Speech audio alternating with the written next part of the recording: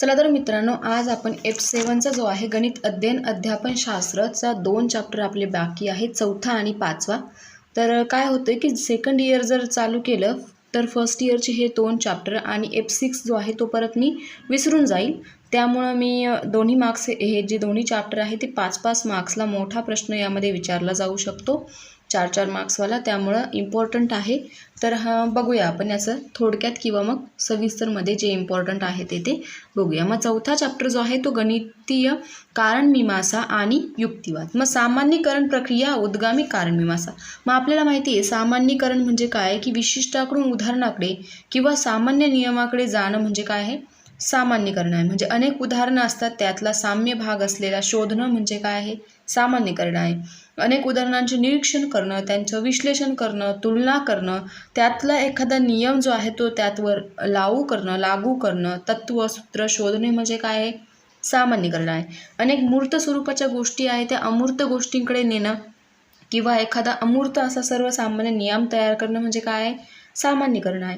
अनेक उदाहरणांचे निरीक्षण करणं, त्यातील जे काय साम्यभेद आहे त्याला काय म्हणायचं, सामान्यीकरण म्हणता येईल. मग निसर्गताच मानवाची जी वृत्ती आहे ती विशिष्ट निरीक्षणातून जी असते ती आपल्याला दिसून येतं. मग स्वतःच प्रत्यक्ष अनुभव घेऊन आणि त्याच्या ज्या काय घटना आहे, प्रसंग आहे ते पुन्हा पुन्हा अनेक वेळा घडलेले पाहून त्यापासून सर्वसामान्य नियम किंवा मग तत्व सूत्र जे काय तयार करणं असं त्याला म्हणायचं आहे सामान्यीकरण. 1 मार्क्सला डिफिनेशन विचारली जाऊ शकते की सामान्यीकरण म्हणजे काय, आणि मोठ्या क्वेश्चनमध्ये विचारलं जाऊ शकतो की दैनंदिन जीवनातील सामान्यीकरण किंवा तुम्ही दैनंदिन जीवनात सामान्यीकरणाचा उपयोग कसा करू शकतात. तर काय आहे की आपल्या दररोजच्या जीवनात अनेक घटना घडत असतात, हे आपण बघत असतो. मग अनेक वेळा पाहिल्यानंतर सुरुवातीस अंदाज बांधतो की ते अंदाज पुन्हा पुन्हा खरे होतात असे आपल्याला लक्षात येतं. त्यावरून मग फॉर एक्झाम्पल दिलेलं आहे की एखादं मूल सकाळी बघते की दररोज सूर्य उगवतोय आणि मावळताना बघत असतो. मग अनेक दिवशी ते प्रकार जे आहे सूर्य मावळण्याचा आणि उगवण्याचा तो प्रकार लहान मुलं पाहत असतात आणि त्यावरून तो अंदाज लावतो की हे जे आहे त्यावरून त्याला कळतं की दिवसानंतर, महिन्यानंतर, वर्षानंतर निष्कर्ष काढता मुलात की सूर्य दररोज उगवतो आणि दररोज मावळतो. आणि असे अनेक प्रकारचे एक्झाम्पल त्यांनी पुढे दिलेले आहे. त्यामध्ये असं एक आहे की एखादा फुलपाखरू आहे किंवा मग रंगीबिरंगी फुलपाखरे आहे ते सुरुवातीला लहान बालकं काय करतात की आपल्या झाडांवर फुलांवर खेळणारे फुलपाखरं बघतात. आज काळं दिसलं, उद्या पिवळं दिसलं, परवा निळं दिसलं, असे विविध कलरचे फुलपाखरं त्यांना दिसत असतात. मग त्यावरून ते काय करतात, निष्कर्ष लावतात किंवा अंदाज बांधतात की फुलपाखरांना काय असतात, कलर असतात, ते वेगवेगळ्या कलरचे असतात. जसे झाडे असतात, झाडांना हिरवा कलर असतो, काही ठराविक झाडं असतात ज्यांच्या पानांचा कलर जो आहे तो लाल असतो, केशरी असतो, निळा असतो, ठीक आहे. परंतु पानांचा नाही, परंतु फुलं वगैरे असतात त्यांचा कलर तो असतो. परंतु फुलपाखरांना वेगवेगळे कलर असतात असे ते अंदाज बांधतात. मग याच प्रकारे ते जे काय निसर्गातील अनेक घटना आहे, प्रसंग आहे ते बालकांच्या निरीक्षणात येतात आणि निसर्गातील देखील सामान्यीकरण जे असतं, सामान्यपणा जो असतो तो बालकांना कळला जातो. उदाहरणार्थ दिवस संपला की रात्र होते, रात्र संपली की दिवस येतो, पावसाळा, हिवाळा, उन्हाळा हे जे ऋतू आहे ते एकामागून एक त्याचं चक्र जे आहे ते चालत असतं. शास्त्रज्ञ किंवा नवीन शोध लावणाऱ्या व्यक्ती एकाच प्रयोग अनेक वेळा करून पाहतात, त्यावरून अनुमान काढतात आणि त्यामध्ये अनेक पद्धतींचा वापर करतात. म्हणजे काय करता येते, एखादे सूत्र, नियम, तत्व पूर्वीच शोधलेले असेल तर ते कसे शोधले गेले हे समाजात स्वीकार करू नये किंवा हे न समजता स्वीकारू नये, त्यासाठी कसे सिद्ध झाले हे पाहण्यासाठी प्रत्यक्ष प्रयोग करून बघणे म्हणजे काय आहे, सामान्यीकरण आहे. म्हणजे आता बघतो आपण बघा की आपण HCl आणि NaOHचं टायट्रेशन किंवा जर केलं असेल कधी प्रयोग तुम्ही केला असेल तर काय होतं की NaOHमध्ये HCl टाकलं किंवा HClमध्ये NaOH टाकलं की कलर जो आहे तो पिंक होतो, हे आपल्याला माहिती आहे. पण केव्हा आपल्याला कळेल की खरंच पिंक होतो, जेव्हा तुम्ही ते प्रॅक्टिकल यूज करशाल तेव्हा तुम्हाला कळेल त्यातलं सामान्यीकरण, ठीक आहे. तर पुढे आहे गणितातील सामान्यीकरण प्रक्रियेत उद्गामी कारणमीमांसा. मग उद्गामी म्हणजे काय, आपल्याला माहिती की उद्गामी पद्धत जी आहे ती वरच्या दृष्टीने मार्गक्रमण करत असते. ही जी पद्धत आहे ती सोप्याकडून कठीणाकडे जाते किंवा ज्ञाताकडून अज्ञाताकडे जाते, अशा पद्धतीची उद्गामी पद्धत आहे. मग यामध्ये काय केलं आहे की वरच्या दिशेने मार्गक्रमण करणाऱ्यासाठी जी कारणमीमांसा वापरली जातात त्याला म्हणायचे उद्गामी कारणमीमांसा. मग सामान्यीकरण प्रक्रिया व उद्गामी कारणमीमांसा हा एकाच नाण्याच्या 2 बाजू आहे. का आहे तर प्रत्यक्ष अनुभव घेणे, प्रत्यक्ष घटना प्रसंग यांचे पुन्हा पुन्हा निरीक्षण करणे, त्यांच्यातील साम्यभेद लक्षात घेऊन त्यापासून सर्वसामान्य नियम तयार करणे, याला काय म्हणायचे? उद्गमन असं म्हणायचे. मग या उद्गमनामध्ये वरच्या दिशेने जात असलेली पायरी का असते तर उद्गामी कारण मीमांसामध्ये अवलोकन, निरीक्षण करून पृथक्करण, निष्कर्ष याच क्रमाने काय होतं साधारणपणेच्या ज्या काही क्रिया आहेत त्या दिसून येतात. मग त्यामध्ये विशिष्टाकडून सामान्यकडे, मूर्ताकडून अमूर्ताकडे असे अनेक प्रकारचे नियम, तत्व, सिद्धांत, सूत्रे जे असतात ते या पद्धतीमध्ये वापरले जातात. खाली एक एक्झाम्पल दिलेलं आहे त्यांनी की विद्यार्थ्यांना वहीवर एक कोणताही त्रिकोण काढावायचं सांगायचं आहे आणि मग त्या तीनही कोणांची मापे जी आहे ती मोजण्यास सांगून दिलेली खालील तक्ता त्यांना पूर्ण करायचं आहे. मग त्यांनी काढलेले की 4 प्रकारचे 4 त्रिकोण त्यांनी काढले. मग त्यांचं मोजमाप केलं तर त्यांना कळालं की प्रत्येक मापाचा जो आहे, प्रत्येक कोन जो आहे तो वेगवेगळ्या मापाचा किंवा मग वेगवेगळ्या अंशाचा असला तरी त्यांची जी काय आहे बेरीज जी आहे ती 180 आहे. ठीक आहे. मग अशा प्रकारे त्यांनी अनेक एक्झाम्पल पुढे दिलेले आहे. मग द्विपद राशींच्या कंसाचा वर्ग काढणं किंवा मग आपल्याला माहिती आहे फॉर्म्युला a+b² काय a² + 2ab + b², अशा प्रकारे त्यांनी तो दिलेला आहे. मग अशी अनेक उदाहरणे घेऊन त्यांचा प्रत्यक्ष गुणाकार करण्यास सांगणं, 2 कंसाचा गुणाकार मांडित केल्याने विद्यार्थी तुलना करतात, विचार करतात की काय दोघांमध्ये काय साम्यभेद आहे. ठीक आहे. पुढे आहे की गणिताची रचना, गणितीय संकेत, चिन्हे, भाषा, नियम, तत्वे, व्याख्या, सिद्धांत, विविध घटकांचे परस्परावलंबन व संबोधाची श्रेणीबद्धता. मग काय आहे याच्यामध्ये? नियम, तत्वे, सूत्रे इत्यादींची परस्पर संबंध. मग डॉक्टर ब्लूम आपल्याला माहिती आहे की डॉक्टर ब्लूमने किती 3 प्रकारच्या अंगांनी व्यक्तीचा विकास सांगितलेला आहे. मग कोणते कोणते अंग आहे त्यामध्ये? बोधात्मक, भावनात्मक आणि क्रियात्मक. बोधात्मक म्हणजे काय की त्याच्यामध्ये विकास साधण्यासाठी आपल्याला गणित, विज्ञान, भूगोल म्हणजे ज्यातून काहीतरी बोध भेटतो, ज्यातून काहीतरी कथा भेटते अशा गोष्टींचा त्यामध्ये समावेश आहे. भावनात्मकतेमध्ये काय आहे की इतिहास आहे, इतिहासासारखा विषय आहे, भाषा विषय आहे, त्यामधून आपल्याला कोणत्या तरी प्रकारच्या भावना भेटत आहे. मग इतिहासामधून युद्ध आपण बघत असतो, वाचत असतो, मग युद्धातून आपल्याला काहीतरी भावना होते. ठीक आहे. मग समोरचा जो व्यक्ती असेल आपल्याला सुद्धा ते वाचताना आपल्या मनात समोरच्या व्यक्तीबद्दल किंवा समोरचे जे काही पक्ष असेल त्यांच्याबद्दल मनात तीव्र अशी रागाची किंवा कशाची तरी संतापाची भावना जी आहे निर्माण होते, ती याच्यातून कळतं. तर क्रियात्मकमध्ये काय आहे की कार्यानुभव म्हणजे विद्यार्थी काहीतरी क्रिया करतात आणि क्रिया करून शिकत असतात. फॉर एक्झाम्पल पेंटिंग आहे, शारीरिक शिक्षण, हस्तकला इत्यादी गोष्टी ज्या आहेत त्या आहे क्रियात्मक विकास. मग पुढे आहे की आपला संबंध जो आहे तो गणित विषयाशी असल्यामुळे आपण तिसऱ्या चॅप्टरमध्ये आय थिंक की तिसऱ्या चॅप्टरमध्ये हे जे आहे ते बोधात्मक विषयाचे घटक बघितलेले आहे. त्यामध्ये संज्ञा, संकल्पना, तथ्ये, माहिती, रचना, संरचना, प्रक्रिया, पद्धती, सूत्रे, नियम, आकृत्या, कौशल्ये, सिद्धांत, व्याख्या, गुणधर्म आणि कार्यकारण भाव हे एका पायरीपासून शेवटच्या पायरीपर्यंत अशाच प्रकारे मार्गक्रमण करत असतात. ते हे काय आहे बोधातील घटकातील जे आहे ते बोधात्मक विषय गणितातील घटक आहे. मग आशयातील या घटकामध्ये परस्पर संबंधही असतो व परस्परावलंबन देखील असते असे आपणास दिसून येते. मग उदाहरणार्थ काय? संबोधाचा अर्थ लावणे. अशा 2 किंवा अधिक संबोधातील संबंध दाखविणारे विधान म्हणजे काय आहे? तत्व आहे. म्हणजेच काय की संबोध व तत्व हे परस्पर अवलंबून आहेत, तसेच त्यांचे परस्पर संबंधही आहे. मग तसेच तत्व आणि नियम याचे आहे. विविध तत्वांचे पद्धतशीरपणे केलेले संकलन म्हणजे काय आहे? नियम आहे. नियम म्हणजे काय? रूल. आपल्याला शाळेत माहिती असतं की शाळेत 11 वाजता यायचं आहे, 11 वाजता शाळा भरती म्हणजे शाळेत 10च्या आत किंवा 11च्या आत हजर राहिलं पाहिजे. हे काय आहे? नियम आहे. 5 वाजता शाळा सुटली की आपल्याच घरी केलं पाहिजे, दुसरीकडे कुठे टाईमपास नाही केला पाहिजे. अशा प्रकारे जे काय आहे ते नियम आहे. म्हणजे विविध तत्व आणि नियम यांचे जे आहे तत्वाचं जे काय पद्धतशीरपणे केलेलं रेखाटन आहे त्याला म्हणायचं आहे नियम. पुढे आहे संबोधाची श्रेणीबद्धता. मग काय आहे? मूर्ताकडून अमूर्ताकडे जेव्हा मांडणी केली जाते तेव्हा त्या मांडणीस चढती श्रेणी किंवा श्रेणीबद्धता असं म्हणतात. मग प्रत्येक विषयाची मांडणी करताना मूर्ताकडून अमूर्ताकडे या दिशेने केलेली असते. मग साध्या सोप्या मूर्त स्वरूपाचे जे संबोध असतात ते तळाशी मांडलेले असतात आणि रचनेत आपण जसजसे वरवर जाऊ त्याप्रमाणे त्याचे स्वरूप कठीण, गुंतागुंतीचे, अमूर्त बरं चालते.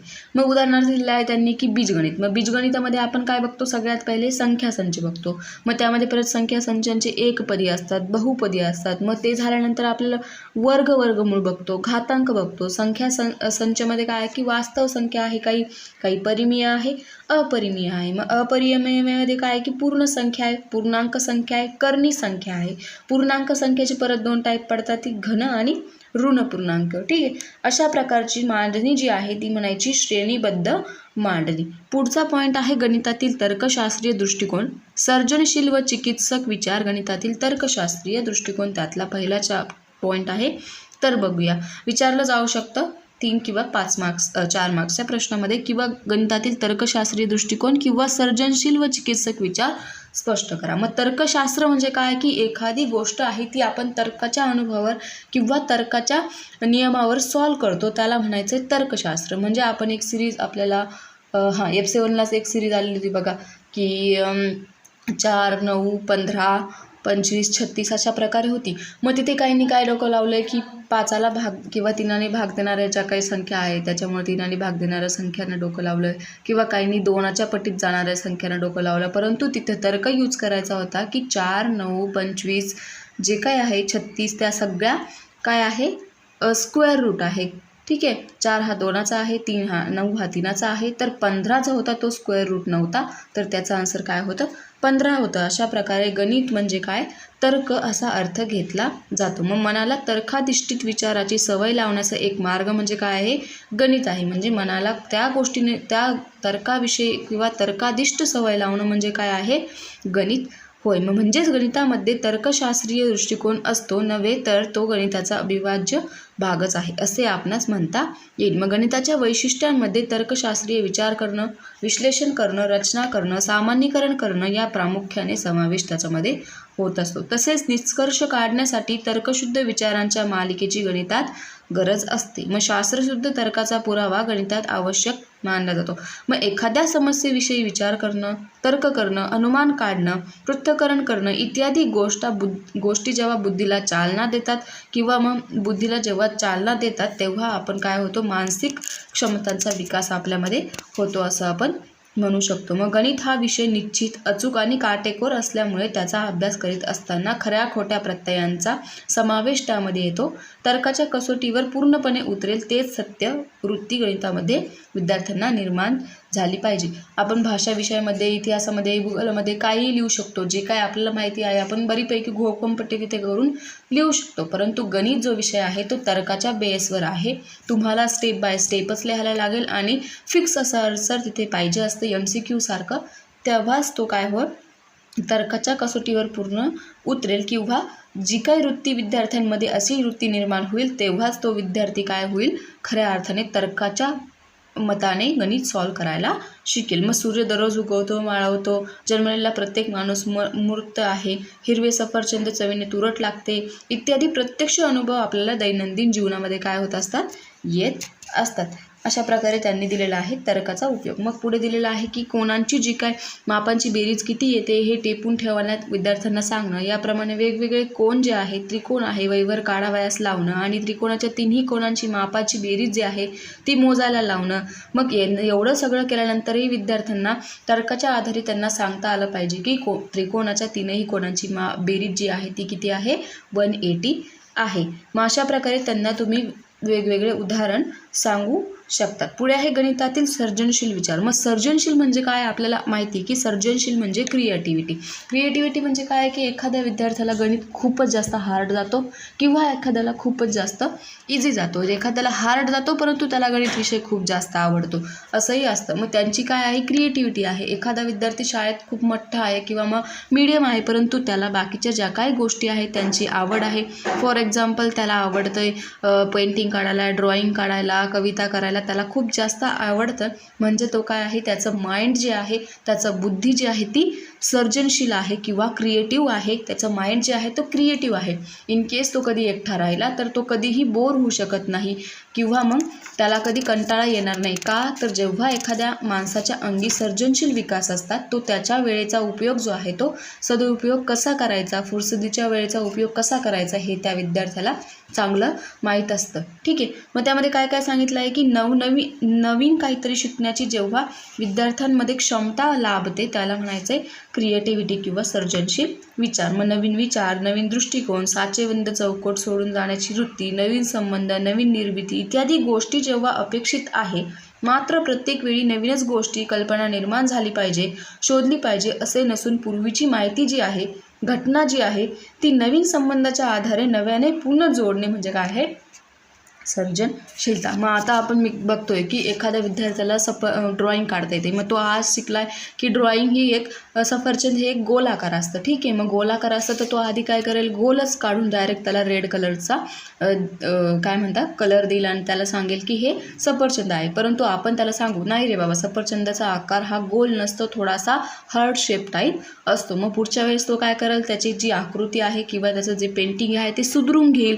हां, मग तो हार्ट शेप काढायचा ट्राय करेल. मग ठीक आहे, मग तशा प्रकारे तो हार्ट शेप काढला की त्याला रेड कलर देईल. मग आपण सांगू की सफरचंदाला पूर्ण रेड कलर नसतो, थोडासा ग्रीनिश असतो, थोडासा येलोइश असतो, थोडा ऑरेंज वाईस असतो किंवा थोडासा रेडिश असतो. मग अशा प्रकारे तो काय आहे, त्याची जी जुनी माहिती आहे त्या जुन्या माहितीत काहीतरी नवीन माहिती ॲड करेल, तेव्हा त्याला काय म्हणायचं आहे सर्जनशील याच्यामध्ये विकास झाला असं म्हणता येईल. म्हणजे सर्जनशीलता ही एक क्षमता आहे आणि ही क्षमता केवळ भौतिक मूर्त रचना किंवा निर्मितीपुरती मर्यादित नाही किंवा ही क्षमता केवळ तीव्र बुद्धिमत्ता असणाऱ्या व्यक्तीमध्येच असते असे नाही. सर्वसामान्य व्यक्तीमध्ये सुद्धा एखादी नवनिर्मित करण्याची क्षमता असू शकते. म्हणजे काय आहे की एखादा विद्यार्थी अभ्यासात खूप हुशार आहे परंतु त्याला सर्जनशील विकास येतच नाही किंवा सर्जनशील प्रकार जो आहे, क्रिएटिव्हिटी जी आहे ती त्याच्यामध्ये राहत नाही. म्हणजे त्यांनी त्याच्यामुळं सांगितलं आहे की जो विद्यार्थी खूप जास्त बुद्धिमान आहे त्यामध्येच ही सर्जनशील जी क्षमता आहे ती असते असं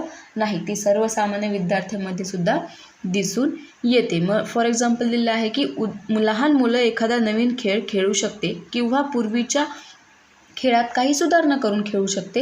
एखादी सुगरण महिला खाण्याचा नवीन पदार्थ तयार करू शकते. एखादा चित्रकार नवीन प्रकारचे चित्र रेखाटू शकतो. म्हणजे सर्जनशीलता ही जगातील प्रत्येक व्यक्तीत कमी अधिक प्रमाणात उपजत असते. एखाद्या लेडीजला खूप जास्त छान प्रकारे खाणं म्हणजे जेवण बनवता येतं तर ती अजून काय करते, ट्राय करते की अजून छान प्रकारे मी कसं प्रेझेंट करू शकते. एखाद्याला अजिबात जेवण बनवता येत नाही परंतु तो तरीही ट्राय करतो की मला नाही पूर्ण खूपच छान तर माझ्यापुरतं होईल किंवा माझ्यापुरतं जमल असं जेवण तरी बनवता आलं पाहिजे. त्याला म्हणायचं आहे सर्जनशील विकास. पुढे आहे सर्जनशीलतेच्या व्याख्या दिलेल्या आहेत त्यांनी वेगवेगळ्या प्रकारच्या. तर कोणत्या आहेत, स्पियरमन काय म्हणतोय की नवीन ज्ञान नव्या संबंधात रूपांतरित करण्याची व त्यातून नवीन सहसंबंधाची निर्मिती करण्याची जी काय मनामध्ये शक्ती असते त्याला म्हणायचं आहे सर्जनशीलता. म्हणजे जे काही नवीन ज्ञान आहे, एखादी गोष्टीतून एखादं नवीन ज्ञान घ्यायचं आहे, त्या ज्ञानातून काहीतरी मनाची जी काय मानवी मनाची जी प्रवृत्ती असते ती निर्माण करणं म्हणजे काय आहे सर्जनशीलता.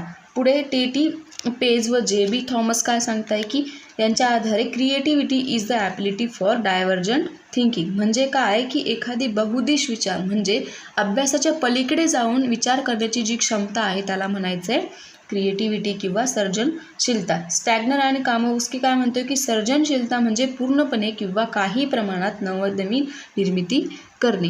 म्हणजे काय की काही प्रमाणात तुम्ही एखाद्या गोष्टीची नवीन निर्मिती करणं म्हणजे काय आहे सर्जनशीलता. गिलफर्ड व ख्रिस्टिसन्स काय म्हणताय, अशा प्रकारे भरपूर त्यांनी वेगवेगळ्या डेफिनेशन्स तिथे दिलेल्या आहेत. तुम्हाला जी सोपी वाटेल ती तुम्ही लिहायची आहे.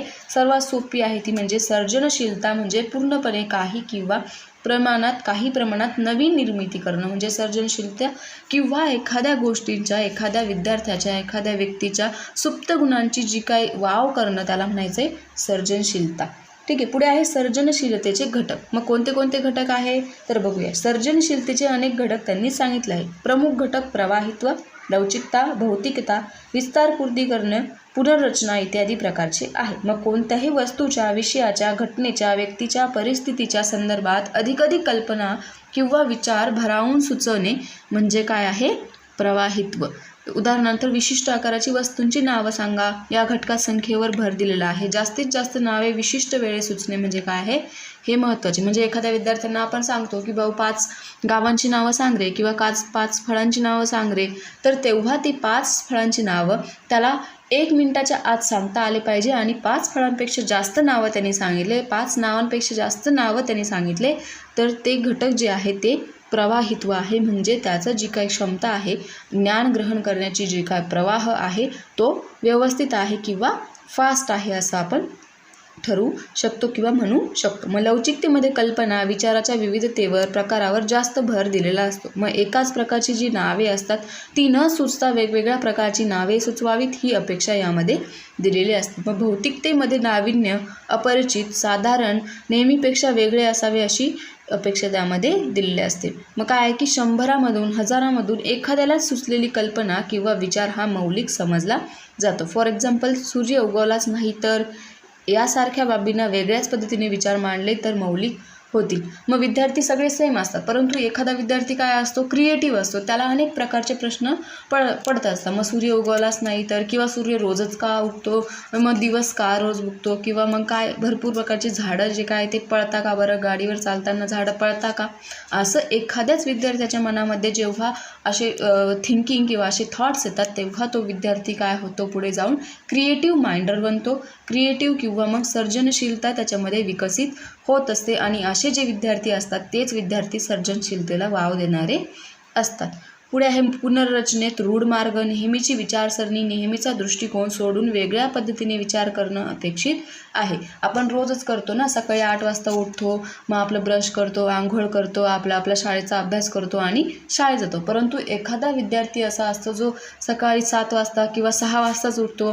त्याच्यासाठी मग त्याला कळतं की आपल्याला योगा करणं, एक्सरसाइज करणं गरजेचं आहे. का तर पुढे आपण आजारी पडू नये. मग तोच विद्यार्थी कमीत कमी किमान 10 मिनिटं एक्सरसाइज करतो. सकाळी उठल्यावर गरम पाण्याने तोंड धुतो किंवा गरम पाण्याने गुळणी करतो, गरम पाणी थोडंसं पितो, कोमट पाणी थोडंसं पितो. तेव्हा एखादाच विचार पद्धती जे काय असते अशी असते.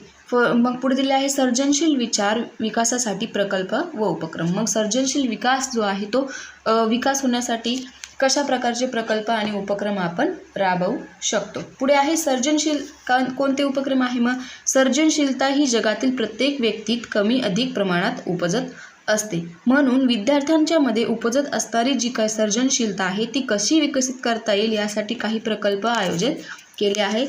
ते कोणते. मग संगणकाच्या व विज्ञान तंत्रज्ञानाच्या युगात मानव बुद्धिमत्तेला फारच कमी महत्त्व आहे. सर्जनशीलता हा एकच घटक असा आहे की त्यातून नवनवीन बाबी आपल्याला शिकता येतात.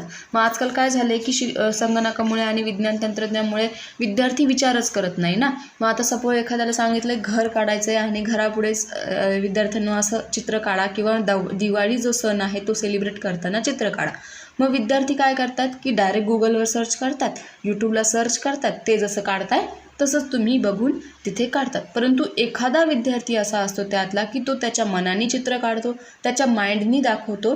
तेव्हा त्याच्यामध्ये काय होतं, एखादी जी घटना आहे, एखादा विद्यार्थी असा असतो त्याच्यामध्ये तो सर्जनशील विकास जो आहे तो पूर्णपणे झालेला दिसून येतो. आणि तेच विद्यार्थी जे आहे ते सर्जनशील विकासाला व्यवस्थित प्राधान्य देतात. ठीक आहे. मग त्यासाठी काय आहे की शिक्षकांनी कोणत्या बाबी लक्षात घ्यायला हवा, तर कोणती आहे बघायची. त्यातली पहिली, शिक्षकांनी एखादी घटना, परिस्थिती, प्रश्न यांची उकल शोधताना विद्यार्थ्यांना मुक्त प्रतिसादाचे स्वातंत्र्य द्यावे. त्यांना वेगवेगळ्या मार्गांनी विचार करण्यास प्रवृत्त करणे. म्हणजे मी तुम्हाला सांगितलं आता की एखादी परिस्थिती द्यायची आहे किंवा मग पावसात खेळणारा मुलगा अशी शिक्षकांनी परिस्थिती दिली, तर मग विद्यार्थी काय सांगणार त्याच्यावर. मग पावसात खेळणारा मुलगा यावर निबंध लिहा. मग निबंध लिहिताना विद्यार्थी सांगतील, ज्याचं माइंड फ्रेश आहे तो लिहेल की विद्यार्थी खूप छान प्रकारे पावसात नाचू शकतात, किंवा मग ज्याचं माइंड फ्रेश आहे ते पावसात खेळणारा मुलगा दाखवतील किंवा मग मुलावर निबंध लिहितील. परंतु ज्यांचं घरातलं वातावरण जे आहे ते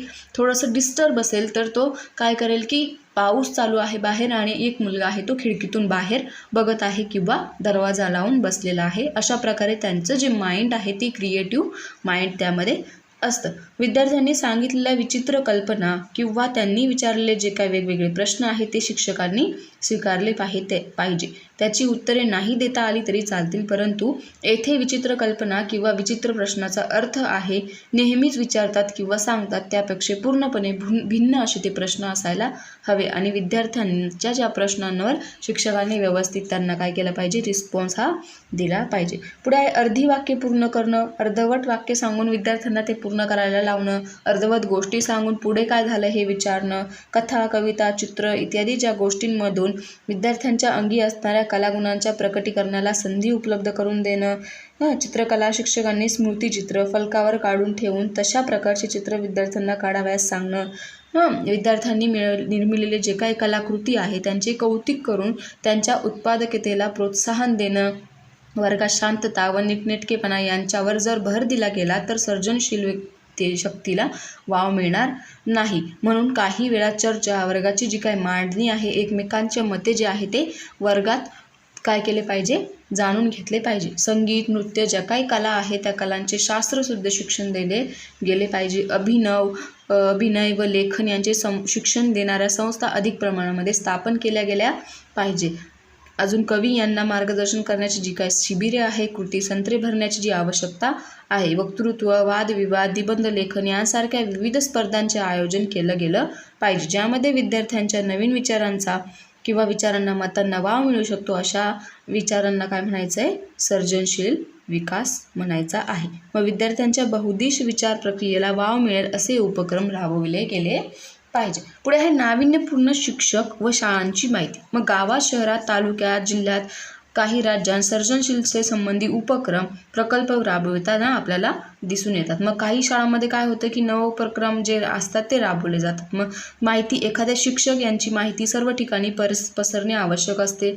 मग काही सर्जनशील उपक्रम असतात, प्रकल्प असतात, त्या विद्यार्थी जे काय करतात त्यांना शिक्षक काय करतात, त्या विद्यार्थ्यांना त्यांची जी काय आहे मेंदूला चालना देण्यासाठी काही प्रकल्प पद्धती ज्या काय आहे त्या राबवत असतात. म्हणजे त्याच्यामध्ये छोटे, मोठे आणि मध्यम ग्रुप हे करत असतात. 5वी ते 7वी, 8वी ते 10वी आणि 11वी 12वी असे 3 गट करून त्यांच्या लेवलनी त्यांना प्रकल्प करायला सांगतात. म्हणजे तुम्ही सपोज गटारीतले पाणी कशा प्रकारे सिटीतून बाहेर काढू शकतात किंवा गटारीतले पाणी जे आहे त्याचा वास येणार नाही त्यासाठी तुम्ही प्रकल्प तयार करा, किंवा प्रदूषणमुक्त जो काही गाव आहे आपला देश किंवा मग जे काही आपलं जिथला परिसर आहे त्यावर तुम्ही प्रकल्प तयार करा. अशा प्रकारे उपक्रम आपण विविध उपक्रम शिक्षक विद्यार्थ्यांना सांगू शकतात. पुढे आहे गणितातील चिकित्सक विचार. मग गणितातील चिकित्सक विचार काय आहे की व्यवहारात एखादी गोष्ट जी आहे, एखादी व्यक्ती कोणतीही गोष्ट खरेदी करत असताना पाहताना त्यासंबंधी अनेक प्रश्न विचारत असतो. मग सर्व अंगाने प्रश्न विचारून त्याचे समाधान व्यवस्थित झाले तरच ती वस्तू तो काय करतो, विकत घेतो. मग तेव्हा त्याचं काय होतं की किती चिकित्सन केलं आहे किंवा ती व्यक्ती जी आहे ती किती चिकित्सक आहे असे आपण त्याला म्हणतो. चिकित्सक म्हणजे काय, चिकट व्यक्ती किंवा तो पैशाला जपून राहतो. फॉर एक्झाम्पल मला एक टी व्ही घ्यायचा आहे, टी व्हीची किंमत खूपच जास्त हाय झाली आहे. फॉर एक्झाम्पल मी बाजारात गेले, मला 1 किलो टमाटे घ्यायचे. टमाट्याची किंमत टमाटरवाल्याने सांगितली किंवा व्यापाऱ्याने सांगितली 100 रुपयाला किलो आहे. तर मी तिथे त्याला विचारणार की नाही रे बाबा, तुझे टमाटे थोडेसे खराबच आहे, थोडेसे जास्त दिवसाचे झाले, 80 रुपये किलोने दे किंवा मग 85 रुपये किलोने दे. जेव्हा तो व्यक्ती सगळ्या प्रकारे चिकित्सक करून होईल, व्यापारी जर तयार झाला तेव्हाच तो व्यक्ती काय करेल, ती गोष्ट घ्यायला स्वीकारू शकेल. अशा प्रकारे जे काय आहे चिकित्सकपणा आपण करू शकतो. मग काय आहे की critical thinking is a art of analysing and evolution thinking with a welting thinking with a views of improving it. म्हणजे एखादी गोष्ट जी आहे ती क्रिटिकल थिंकिंग म्हणजे काय की आपली विचार करण्याची क्षमता, म्हणजे जे काही कला आहे ते ॲनालाइज करणं, इव्हॅल्यूट करणं, त्याला म्हणायचे critical thinking. Critical thinking is a reasonable reflective thinking that is focus on deciding with what we believe or do. ठीक आहे, म्हणजे क्रिटिकल थिंकिंग अशी आहे ती कारणबद्ध आहे, रिफ्लेक्टिव्ह आहे किंवा मग ती थिंकिंग जी आहे ती फोकस करते एखादी गोष्ट आपल्याला करायची आहे की नाही याच्यावर. म्हणजे चिकित्सक विचार हे व्यक्तीला त्याच्या श्रद्धा, समजुती, विश्वास, पूर्वग्रह इत्यादी मतापासून आपण जे काही तथ्य मांडले आहे ते सत्य आहे ते शोधण्यासाठी काय करतात, मदत करतात. मग ज्ञान आकलनाचे नवीन मार्ग शोधण्यास ही विचारधारणा उपयोगी ठरते. अशा प्रकारे जे काय आहे चिकित्सक विचारात विषर्मी विचार असतात. मग यापासून मिळणारी जी काही माहिती आहे ती सत्य स्वरूपाची, खात्रीशीर असते. यामध्ये तर्कशक्ती संपन्नता अंतर्भूत असते. ठीक आहे. पुढे आहे चिकित्सक विचारात समाविष्ट असणाऱ्या बाबी. मग कोणत्या कोणत्या गोष्टी यामध्ये समाविष्ट आहे? स्पष्टता, अचूकता, समर्पकता, काटेकोरपणा, संतोदंतपणा, अर्थपूर्णता, समग्रता, प्रामाणिकपणा आणि सखोलता. म्हणजे काय की आपण जे बोलतोय ते स्पष्ट असायला हवं, अचूक असायला हवं, प्रासंगिक जे काय आहे समर्पकता असायला हवी, त्यामध्ये काटेकोरपणा असायला हवा. हा म्हणजे मला ही गोष्ट 60 रुपयाला घ्यायची आहे हे स्पष्ट असायला हवं की मला ही गोष्ट 60च रुपयाला घ्यायची आणि ती जी काय प्राईज आहे, सपोज त्याची प्राईज 70 रुपयाला असेल तर मी जी काय प्राईज आहे ती अचूक लावलेली आहे किंवा मी त्यामध्ये जास्त काही कमी जास्त केलेले नाही आहे, अशी अचूकता त्यामध्ये असायला हवे. आपण जे बोलतोय ते काटेकोरपणे बोललं गेलं पाहिजे. ठीक आहे. आपल्या बोलण्यामध्ये त्या समोरच्याला प्रामाणिकपणा असला पाहिजे आणि आपलं बोलणं जे आहे ते डीप असायला पाहिजे, सखोल असायला पाहिजे की त्या गोष्टीची किंमत तशाच भावाने आहे आणि मी त्याच भावाने घेणार आहे, अशा प्रकारे जी काय आहे सखोलता असायला पाहिजे. कमी अधिक प्रमाणात तुमचं जे बोलणं आहे ते नको. ठीक आहे. पुढे आहे चिकित्सक विचार असा केला जाईल. कशा प्रकारे केला जाईल? प्रथम तथ्य माहिती गोळा करणे. जी काय गोष्ट आपल्याला समजून घ्यायची आहे, ज्या काही गोष्टीबद्दल आपल्याला माहिती काढायची आहे तिचं पहिले तथ्य, गायक त्याचे फॅक्ट्स काय आहे, त्याची इन्फॉर्मेशन काय आहे ती गोळा करणं. नंतर त्या माहितीचं काय करणं? मूल्यमापन करणं, म्हणजे ते इव्हॅल्युएशन करणं की आपण हे तथ्य जे फॅक्ट्स आहे ते का गोळा केलेले आहे. नंतर त्यासंबंधी तर्क वापरून निष्कर्ष काढणं. मग मी का गोळा केलेले आहे त्याच्याबद्दल आपण काय करायचं? तर्क वापरायचे आणि निष्कर्षापर्यंत पोचायचे, रिझल्टपर्यंत पोचायचे. ठीक आहे. अशा प्रकारे त्याच्यामध्ये दिलेलं आहे. मग चिकित्सक विचारशक्ती असणारी जी व्यक्ती आहे ती ज्ञान संपन्न, मनाची मोकळी, लवचिक असायला हवी. मग या व्यक्ती मन कुलुषित असणाऱ्या नसतात, तसेच त्या पूर्वग्रह दूषितही नसतात. या व्यक्ती ज्या आहेत त्या कारण मीमांसा करण्यात अभिरुची असणाऱ्या, पुन्हा आपल्या मताचा विचार करणाऱ्या, स्पष्ट बोलणाऱ्या, गुंतागुंतीच्या बाबी योग्य रीतीने हाताळणाऱ्या असल्या पाहिजे. मग गणितामध्ये या सर्व गुणांचा व कौशल्यांचा फारच उपयोग होतो. विविध वस्तू, घटना, सूत्रे जे काय आहे ते बारकाईने निरीक्षण करणं, विश्लेषण करणं, परीक्षण करणं, मूल्यमापन करणं या बाबी चिकित्सक विचारामध्ये येत असतात. मग गणित हा विषय बोधात्मक विकासा क्षेत्रात संबंधित आहे. म्हणून डॉक्टर ब्लूमनी काय सांगितलेलं आहे? बोधात्मक क्षेत्रात जी उद्दिष्टांची श्रेणीबद्ध रचना सांगितली आहे त्यामध्ये सर्वात उच्च स्तरावरील 3 उद्दिष्टे सांगितली आहे. ती कोणती? पृथक्करण, संशोधन आणि मूल्यमापन. या 3ही उद्दिष्ट साध्य करायची असेल तर विद्यार्थ्यांमध्ये आपणास चिकित्सक विचार करण्याची क्षमता विकसित करायला लागेल. मग चिकित्सक विचार करताना सर्वात प्रथम अनेक प्रश्न निर्माण होतात. मग कोणते प्रश्न निर्माण होतात? त्यानंतर त्या प्रश्नांची उत्तरं देणं तर्कशास्त्रीय पद्धतीने शोधावी लागतात. उदाहरणार्थ मग काय आहे की काटकोन त्रिकोणात कर्णाचा वर्ग बरोबर पहिल्या व दुसऱ्या बाजूंच्या मापांचा वर्ग त्यांच्या बेरजे एवढा असतो. मग का असतो? ठीक आहे. तुम्ही म्हणताय की काटकोनात जो काय आहे कर्णाचा वर्ग जो आहे तो पहिल्या व दुसऱ्या बाजूच्या मापांच्या वर्गाबरोबर असतो, परंतु का असतो ते त्यांना प्रूफ करून दाखवायचं आहे सूत्रानुसार किंवा फॉर्म्युल्यानुसार. ठीक आहे. अशा प्रकारचे त्यांना तुम्ही विविध प्रकारचे प्रश्न विचारू शकतात. काय अजून दिलेलं आहे पुढे? 8 × 2 41 दिलेलं आहे, 4 × 6 23 दिलेलं आहे. अरे पण कसं काय? 8 × 2 16 तर होता, 4 × 6 = 24 तर होता, मग 5 × 8 किती? मग त्यांनी काय दिलेलं आहे? पर्याय म्हणून 58 48 जे काय आहे ते दिलेलं आहे. मग ते सॉल्व करून घ्यायचं आहे की का असं त्यांनी विचारलं आहे. मग ते तुम्ही सॉल्व करायचं आहे. ठीक आहे. मग पुढे दिलेलं आहे की एक्झाम्पल त्यांनी मूळ चौरस, रूपांतरित जादूचा चौरस इत्यादी गोष्टी त्यामध्ये दिलेल्या आहे. ठीक आहे. अशा प्रकारे आपला जो होता 4था चॅप्टर गणितीय कारणमीमांसा आणि युक्तिवाद. आय होप सो की तुम्हाला हा चॅप्टर समजला असेल. खूप जास्त फास्ट झाला असेल तर स्पीड थोडा कमी करून बघू शकतात. आणि पुढचा जो चॅप्टर आहे मूल्यमापन तोही मी लवकर अपलोड करणार आहे. आणि आय थिंक सो हां ठीक आहे. तर पुढे दिलं आहे त्यांनी स्वाध्याय दिलेला आहे, त्यामध्ये लघुत्तरी दीर्घोत्तरी प्रश्न आहे. ठीक आहे.